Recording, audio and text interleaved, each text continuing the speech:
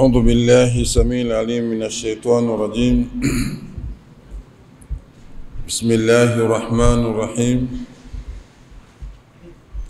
إن الحمد لله نحمده سبحانه وتعالى وهو للحمد أهل ونشكره وهو على كل شيء قدير.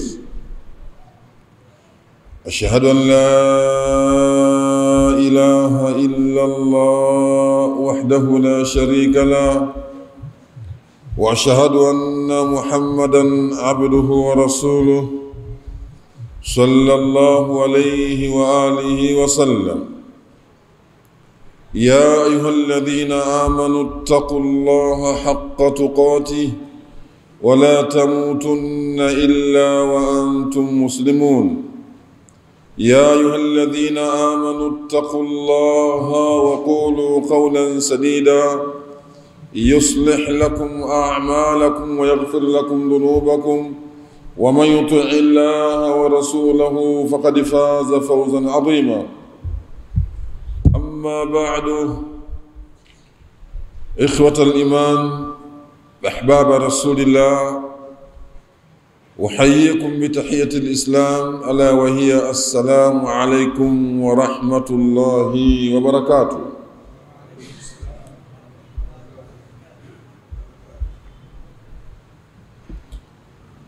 Tukiwa tunaendelea na somo la janaiz, kitabu Mawsuu' Ahkamil Janaiz,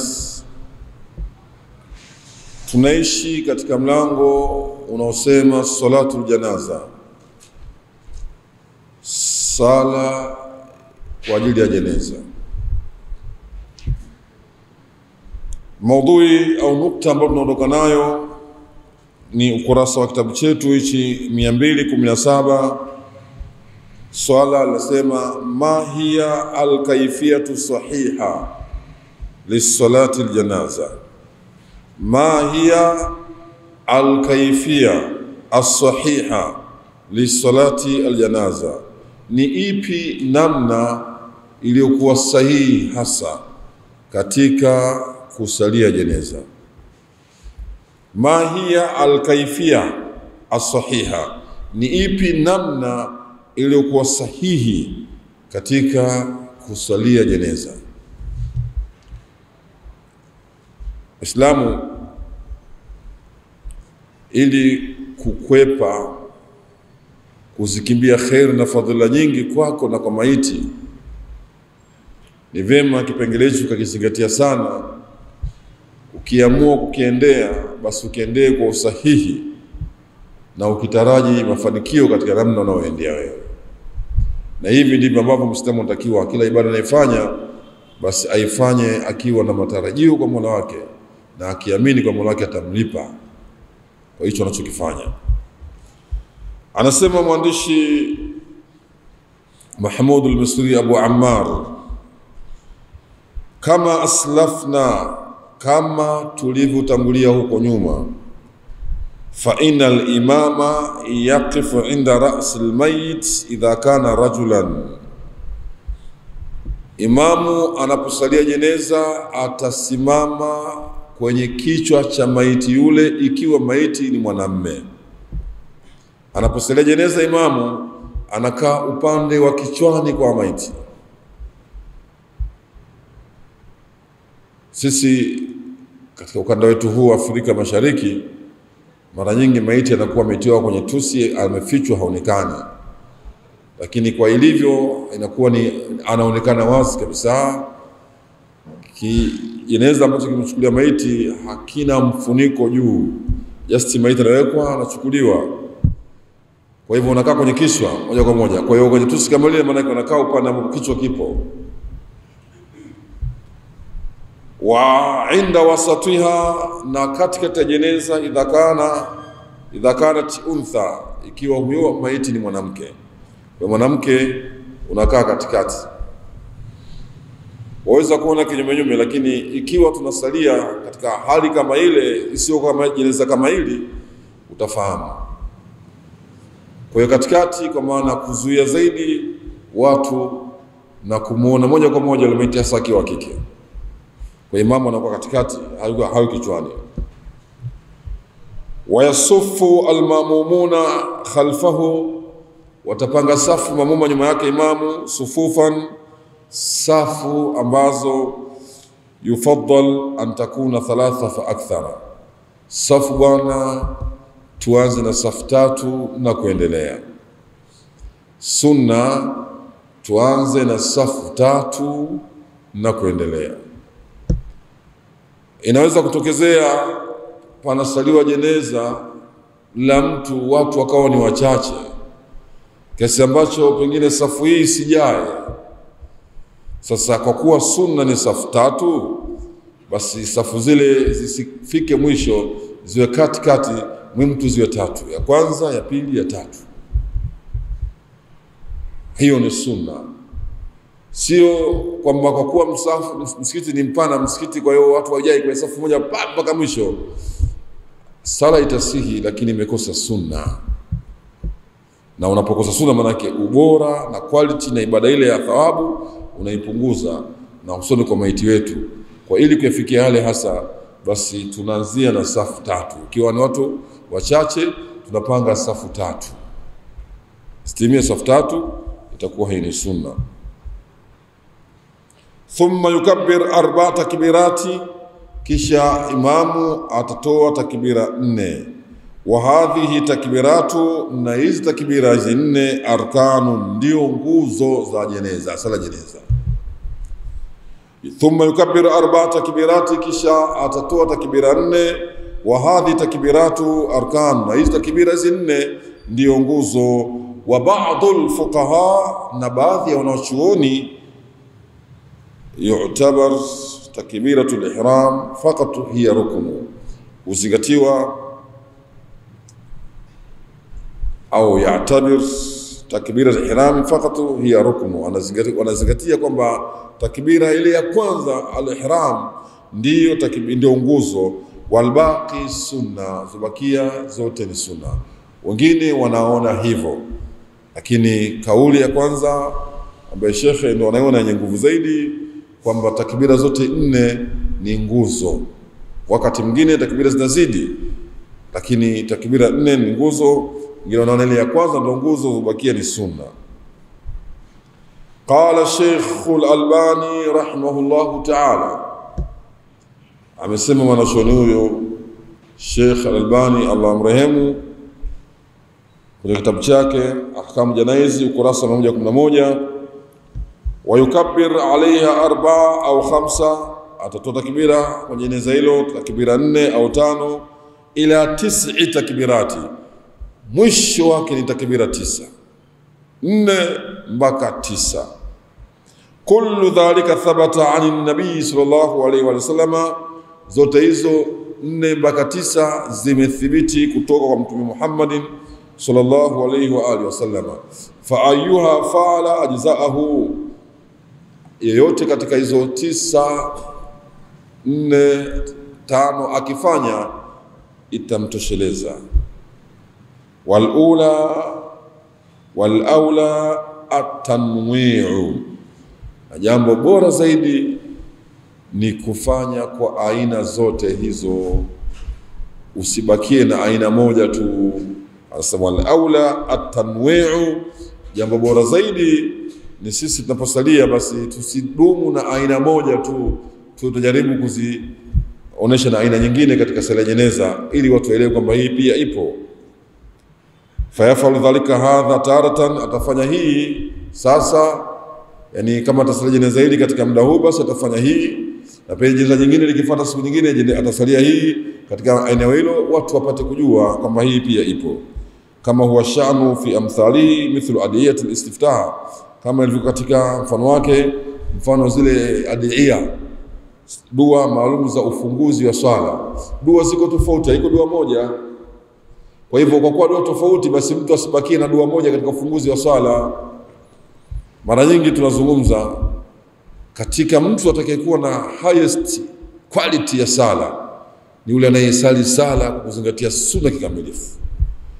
Ikiwa mtalingana yote katika vizuri namna kuendea sala zile nguzo zake taratibu, lakini wewe ukaweza kuzitimiza sunna kwenye sala yako kadiri uwezavyo, utamzidi mwenzio kwa thawabu, kwa sababu wewe kuna vitu unavyo ambavyo unafanya mwenzako afanye.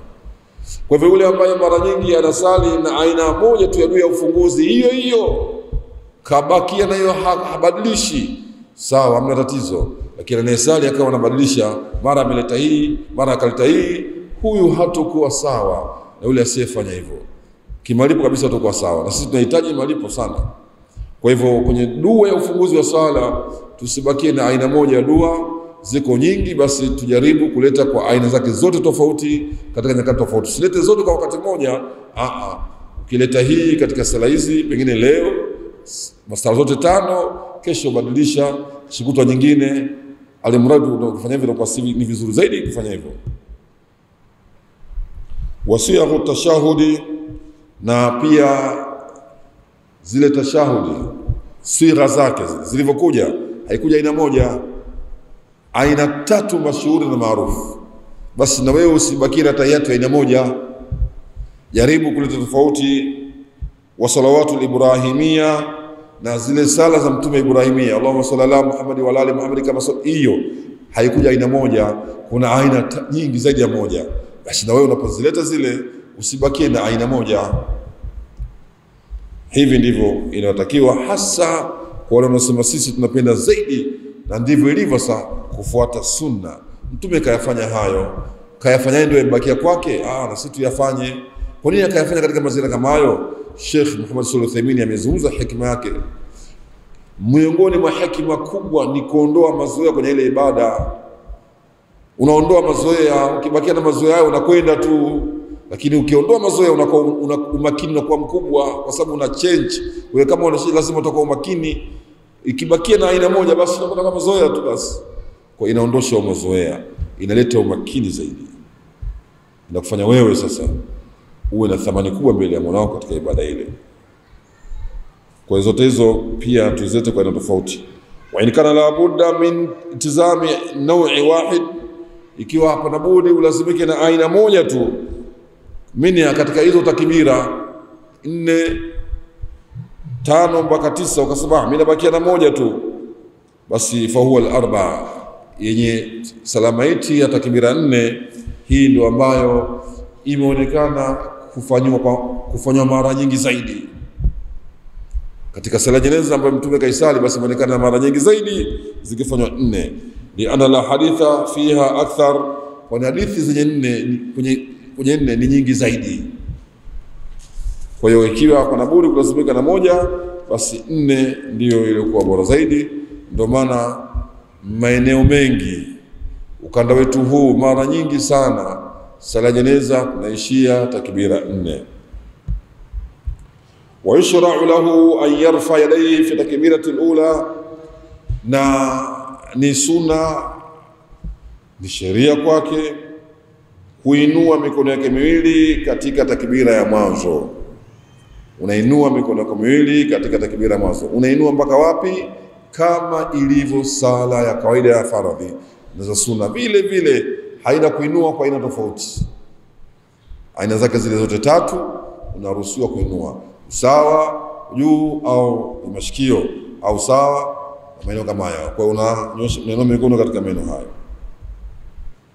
Qala Sheikh Al-Albani rahimahullah ta'ala, ولم نجد في السنة ما يدل على مشروعية الرفع في غير تكبيرة الأولى فلا نرى مشروعية ذلك. Sheikh anasema hatujaona usunna, hatujaona katika sunna ma yadullu ala mashru'iyati raf'i fi ghairi takbirati al-ula, hatujaona katika sunna sheria ya kuwepo kuinua mikono zaidi ya takbiratu ula ya mwanzo, takbira ihram. Hiyo ndio inainua mikono, anasema Sheikh. Ama zilobakia zote hatuinui mikono. Fala nara mashru'iyata dhalika, hatuoni kuwepo sheria kwa zilobakia kuinua mikono. Ama ya kwanza itainua mikono, ama takbira zilobakia hatujaona sheria kuinua mikono katika takbira zilobakia. Anasema nayo Sheikh Al-Albani. Tutaona baadaye inshallah ataweka swala maalum shekhe, kwa sababu kuna mikauli nyingine zinazipo. Kwa hiyo ataweka swala maalum na kuweza kutengeneza hoja za huku na huku. Vipi kadhia hii, wapi tuinue mikono? Anasema thumma yadau yadahu al-yumna ala dhahri kaffihi al-yusra, kisha ataweka mkono wake wa kulia juu ya kiganja cha mkono wake atakuwa juu ya mkono wake wa kushoto, wa rusghi wa sa'idi. Kwa anaweza kaweka hapa kwenye rusghi au mpaka kwenye sa'idi, anaweza kafunga mkono hivi au kafunga hivi, yote ipo katika sunna. Thumma yashuddu bainahuma ala sadri, kisha anakaza mikono yake miwili kwenye kifua chake, aiweke kwa umakini, si weke tu ile vipaya, ikazanishe kwenye kifua chake iweke. Thumma yaqra'u aqiba takbiratul ula Fatiha al-kitabi wa sura, kisha atasoma nyuma au mara baada ya takbiratul ula ya mwanzo atasoma Fatiha al-kitabi, atasoma suratul Fatiha wa sura, na kama kuna sura nyingine basi pia atasoma alhamdu na sura. Di hadith Talha ibn Abdullah ibn Auf قال صليت خلف ابن عباس رضي الله تعالى عنهما على جنازة فقرأ بفتح الكتاب والسورة, akasoma suratul Fatiha pamoja na sura. Wa jahara hata asma'na, akatoa sauti mpaka akatusikilizisha na sisi tukasikia anachokisoma. Falamma faragha, alipomaliza, akhadtu biyadihi, nikakamata mkono wake, fasaltu, nikamuuliza, faqala, akasema, innama jahartu lita'lamu annaha sunna wa haqqu, nimefanya kwa sauti ili nyinyi mjue kwamba ni sunna ni haki. Sisi tulivyosomeshwa na mara nyingi watu wanafanya ni kusoma suratul Fatiha basi. Kwa hivyo anatuambia, ndio maana akasema ni ipi namna sahihi katika usalia jeneza. Kwa hivyo Alban anasema usome takbira ya mwanzo, mara tu takbira ya mwanzo usome alhamdu na sura, na akaleta hadithi ya Talha ibn Ubaydillah ibn Abdullah ibn Auf, anasema yeye alisali nyuma ya Abdullah ibn Abbas sala ya jeneza, akasoma alhamdu na sura, na akasoma kwa sauti mpaka tukasikia sisi anachokisoma. Alipomaliza anasema Talha ibn Abdullah, nikamkamata mkono wake nikamuuliza, kwa nini umefanya hivyo? Akasema, nimefanya kwa sauti ili mjue kwamba hiyo ni sunna, ni haki. Kusoma alhamdu na sura ni sunna na ni haki. Hadithi hiyo sahihi, rawahu al-Bukhari 1335, kitabu al-Janaiz, kitabu cha jeneza. Wa yaqra'u sirra, desturi ni kusoma kwa siri, ingawa alifanya hivyo ili mjue kwa njia ya taalimu. Wa yaqra'u sirra, atasoma kwa siri, li hadithi Abi Umama ibn Sahal qala sunnatu fi salati al-janaza an yaqra fi takbirati al-ula bi al-Qur'ani mukhifatatan. Sunna asome katika sala jeneza suratul Fatiha, yani alhamdu, kisomo chake kiwe katika hali ya tarchini, sauti ya chini. Falyukhfit, akisome kwa chini, kisomo hicho kiwe mukhifatatan, kisomwe katika hali ya sauti ya chini, asisome kwa sauti. Thumma yukabbiru thalatha, kisha atatoa takbira 3, yani baada ya hiyo atatoa takbira 3 nyingine, jumla zitakuwa 4. Wataslimu inda al-akhira, na kutoa salamu kwenye takbira ya mwisho. Wataslimu inda at-takbira al-akhira, na kutoa salamu kwenye takbira ya mwisho. Yani wataslimu inda al-akhira, na kutoa salamu kwenye takbira ya mwisho. Akhira ni sifa mausufu takbira, asome atoe salamu kwenye takbira ya mwisho. Hadithi hiyo sahihun, rawahu an-Nasa'i 1979, kitabu al-Janaiz wa sahahu al-Allama Albani rahimahullah fi al-Irwa'i, nambari hadithi 734. Thumma yukabbiru takbira thaniya, kisha atatakbira ya pili. Wa yusalli ala nabii sallallahu alayhi wasallam, atamsalia Mtume Muhammad sallallahu alayhi wasallam. Hadithi Abi Umama, kutoka hadithi Abu Umama, an rajulin min ashabi nabii sallallahu alayhi wasallam, kutoka mtu mmoja katika masahaba Mtume Muhammad sallallahu alayhi wasallam, anna sunna fi salati ala aljanaza an yukabbira al-imam, sunna katika sala jeneza imamu atatakbira. Thumma yaqra'u bi fatihati al-kitabi, kisha asome suratul Fatiha baada takbiratul ula sirran fi nafsihi, asome kwa siri katika nafsi yake. Thumma yusalli ala nabii sallallahu alaihi wasallam, kisha tamsalia Mtume Muhammad sallallahu alaihi wasallam. Wa yukhlisu du'a lil janaza, na ajitahidi sana kufanya ikhlas, yani awe kuhudhurisha nia yake barabara katika takbira zile tatu. Ukiacha hii ya kwanza kwenye ile dua tunasema idha salaitu janaza fa akhlisu lahu dua, ukisalia jeneza basi jitahidini sana kuweni serious na maombi kumwambia mwenzenu. Jambo moja muhimu kweli, usisali kwa mazoea ukawa ndio unaipeleka tuerembea tu. Jua unasema nini, unafanya nini na kwa ajili ya nani. Hilo swala ni muhimu sana. Ukifanya hayo na utafanyiwa siku utakayoondoka. Hata ukifa popote utakapokufa, basi Allah tabaraka wa taala atakuletea watu tena wale kwa bora zaidi, watafanya hayo vizuri kwa kamilifu kuombea wewe. Allah fi auni al-abdi ma kana al-abdu fi auni akhihi. Allah yuko tabaraka wa taala, hadithi tunasema atakupa msaada madhali wewe utakupa msaada kwa ndugu yako. La yaqra'u fi shay'in minhunna, katika takbira tatu hizi ukiacha mwanzo baada ya alhamdu na sura, hapa ni dua tu, hana kingine. Baada ya salatu nabii, basi yeye kinachofuata katika takbira ni kumwombea dua tu maiti. Thumma yusallimu sirran fi nafsihi, kisha atatoa salamu kwa siri kwa nafsi yake mwenyewe.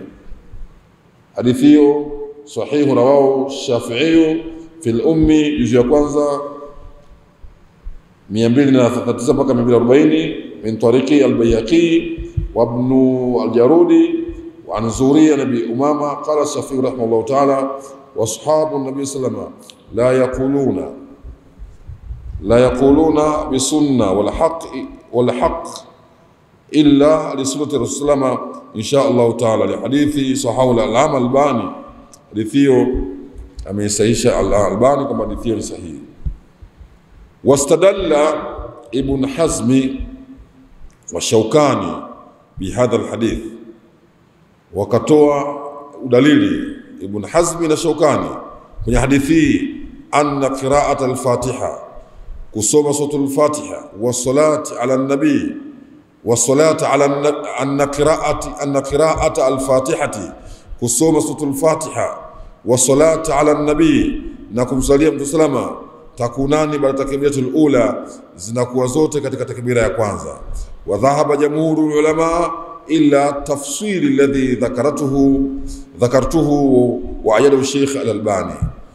Kwa hivyo kwa hadithi hii ukitazama, aliposema ya kwamba takbira tatu zote utasoma dua na uwe na ikhlas katika dua hiyo, ina maana kwa hadithi hii takbira ya mwanzo unasoma alhamdu na sura na kumsalia Mtume Muhammad sallallahu alayhi wa alihi wasallam.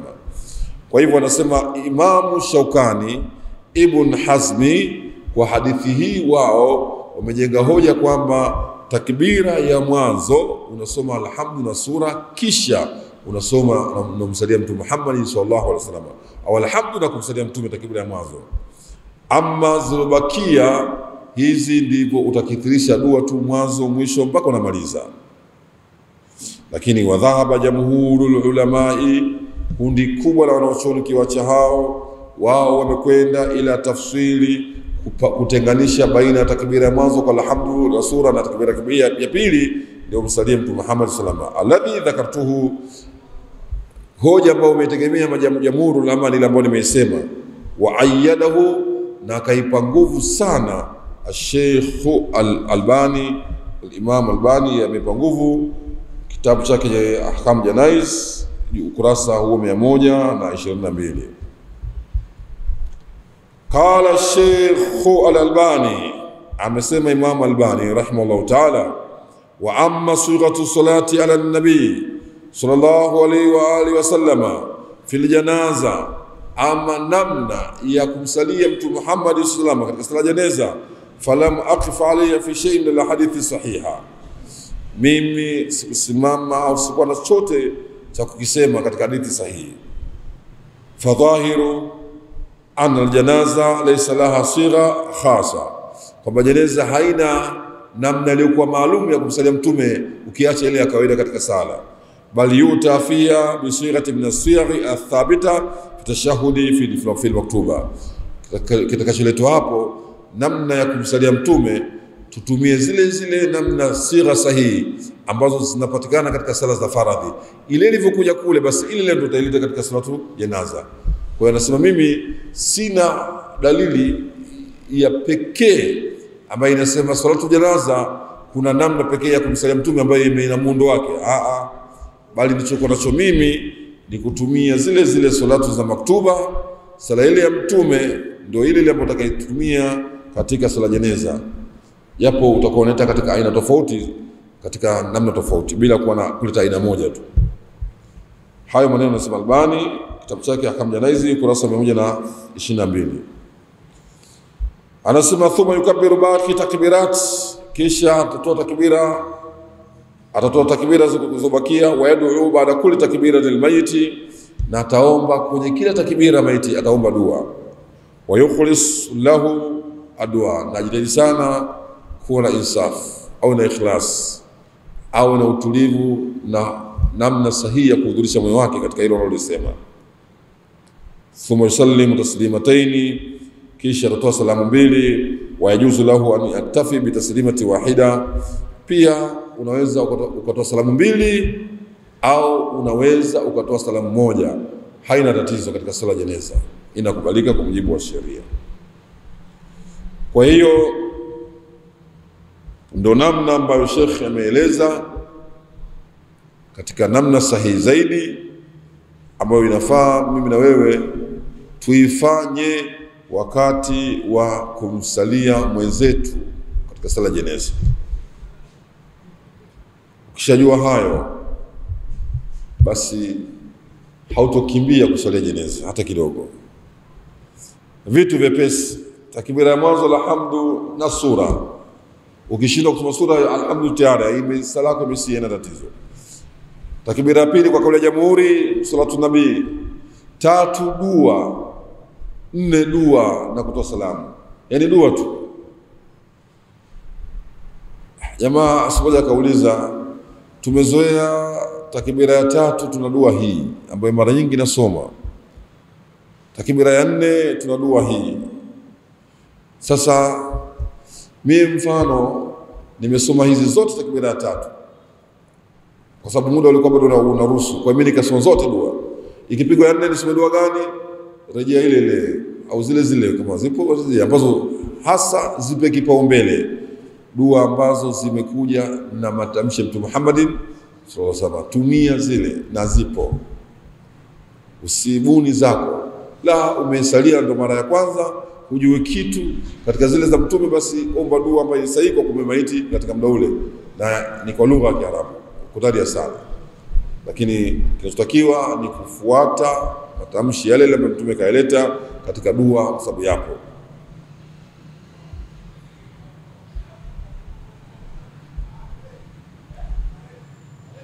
Swala jingine nasema, hali yushtarat fi salati aljanaza ma yushtaratu fi sairi salawati, je, inashurutishwa katika sala ya jeneza yale ambayo ni sharti katika sala nyingine ukiacha sala ya jeneza?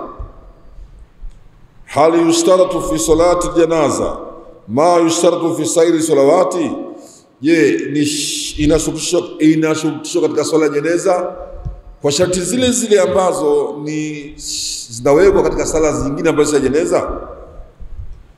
Jawabu anasema, laqad samma an-nabiyyu sallallahu alayhi wasallam as-salata Mtume ameita hiyo ni swala. Ala almayiti, swala maiti, kama ameita salata, ameita salata, as-salata ala nabii ala almayiti salatan, aita swala.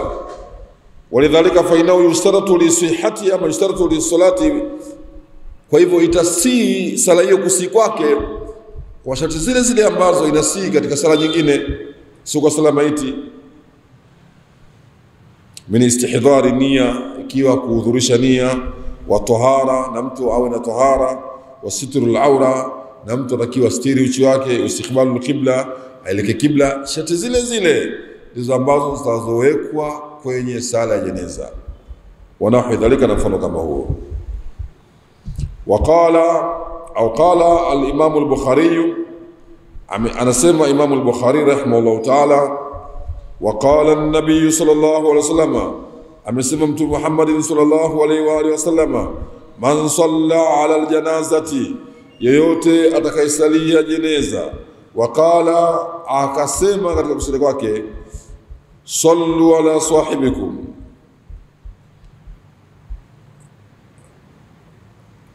قال البخاري رحمه الله تعالى وقال النبي صلى الله عليه وسلم من صلى على الجنازة, nani aliyesalia jeneza ile. Waqala, akasema sallu ala sahibikum, msalieni mwenzenu huyo. Waqala, akasema sallu ala najashi, msalieni najasi. Kwa hiyo man salla ala janaza, atakayesali kwa jeneza, neno sala limetumika kwa maana swala. Waqala, akasema riwaya nyingine sallu ala sahibikum, msalieni mwenzenu, riwaya nyingine hiyo. Waqala, akasema katika riwaya nyingine sallu ala najashi, msalieni najashi. Kaita samaha swala, kote huko ameita ni sala. Kama ni swala, basi maana yake sharti za swala nyingine ndio zile zile sharti ambazo zikahusika katika sala ya jeneza.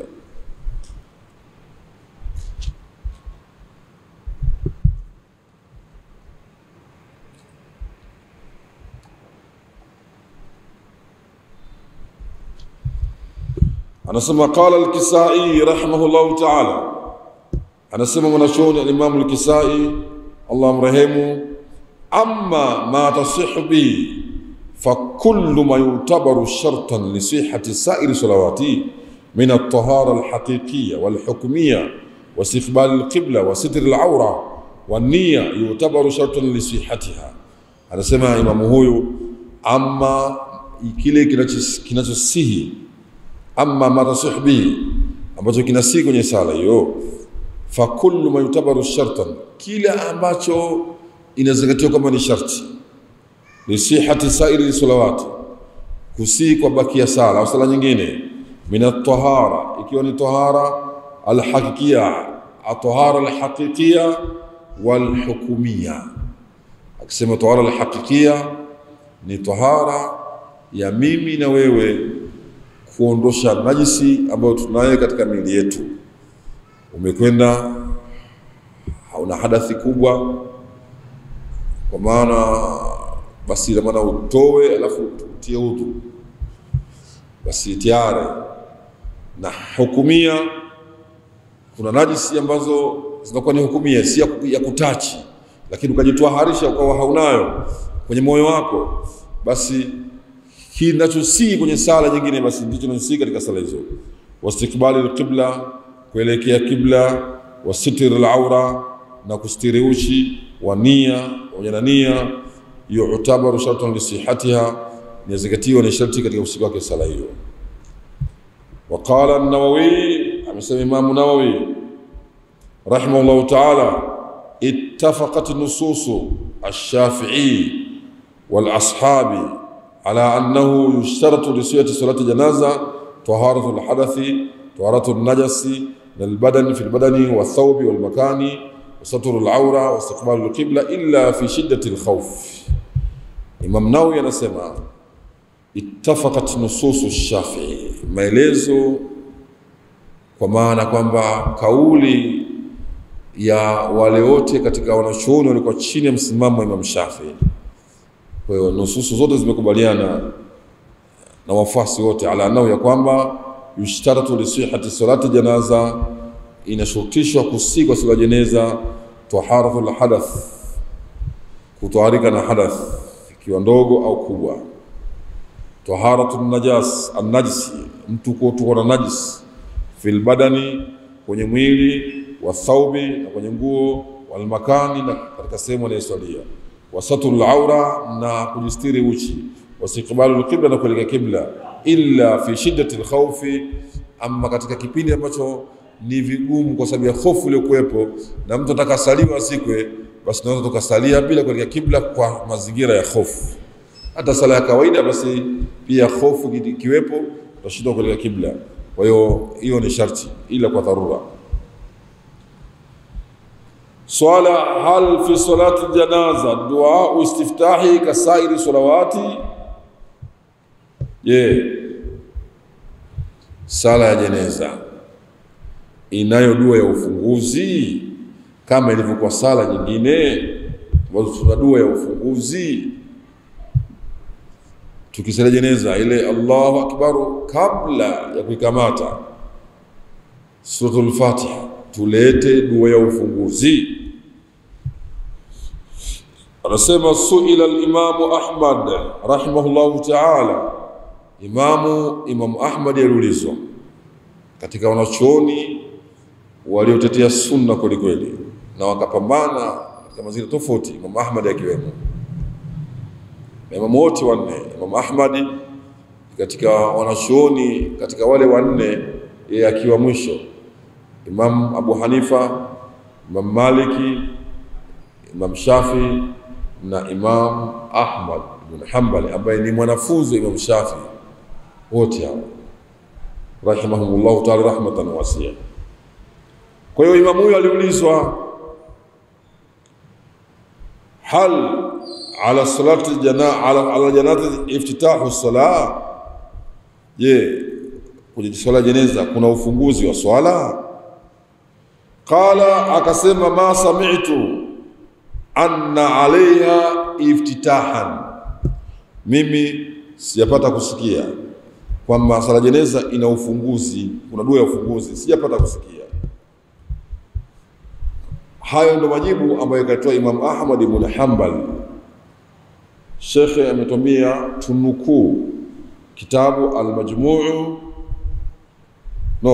Masail ibn Hani, kitabu cha Masail ibn Hani, tunukuu, tutaona maelezo hayo.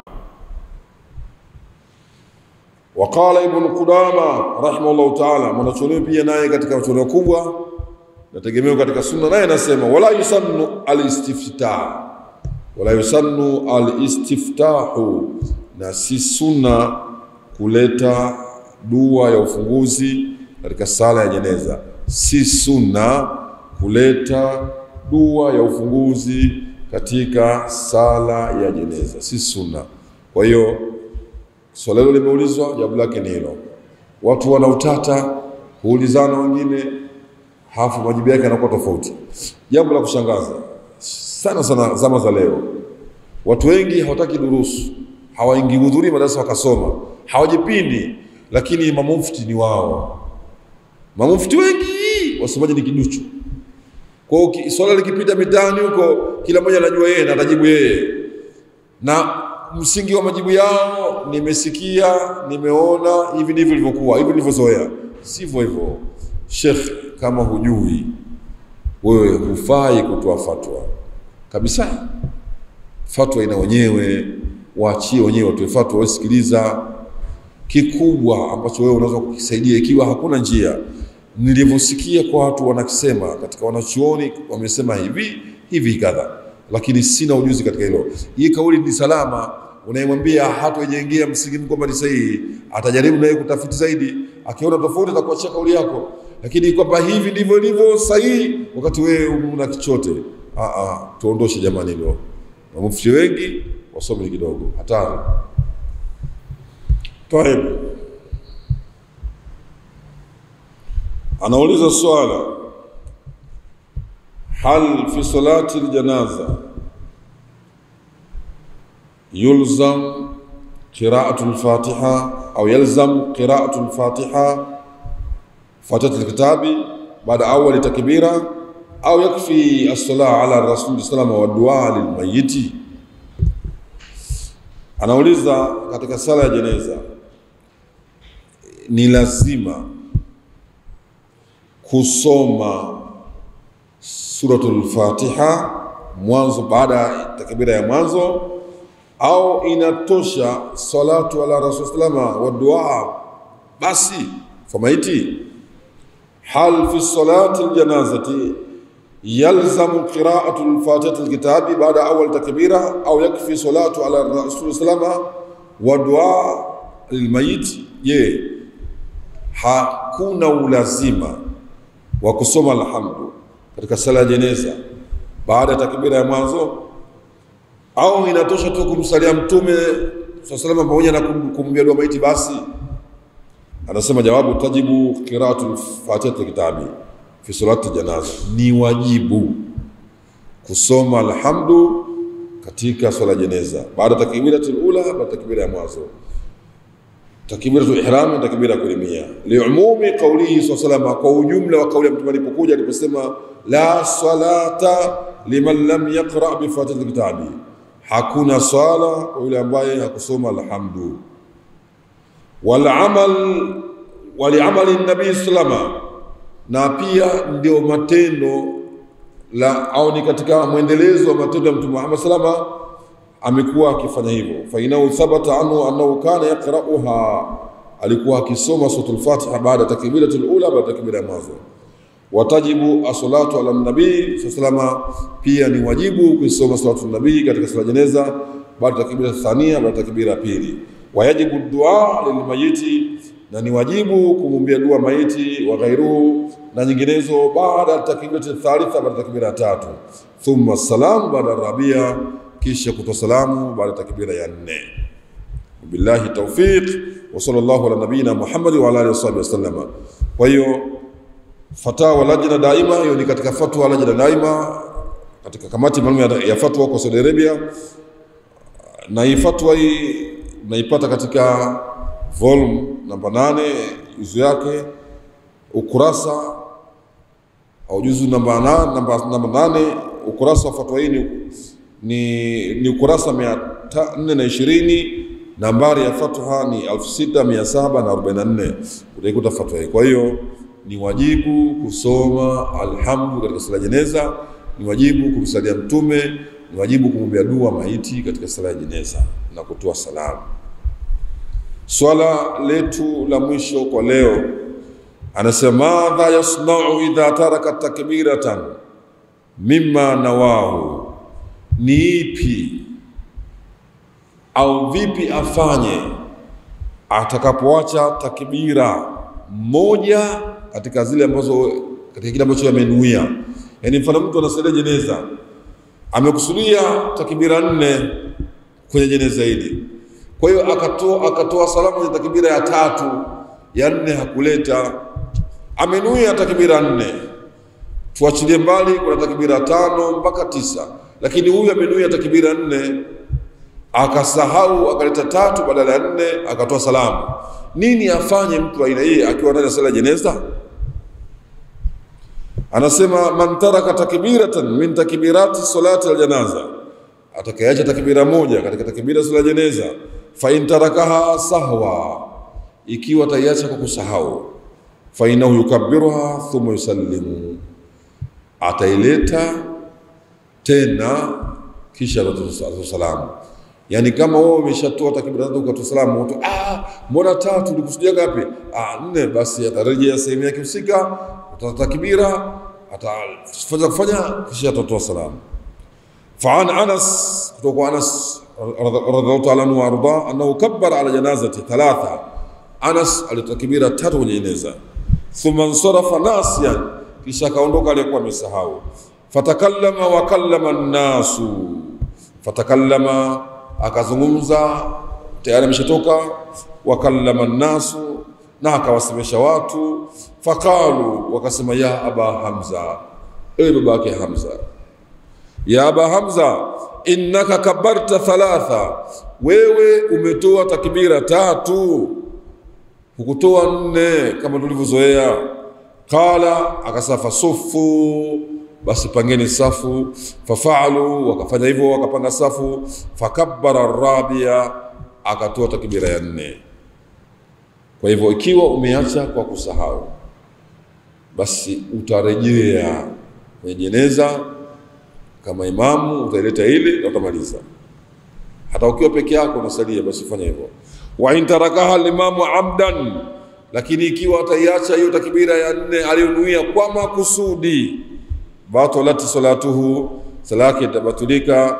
Wala yushra'u sujudu sahwi ala ayi hali, na wala hakuna sheria kuleta sahwi kwa hali yoyote.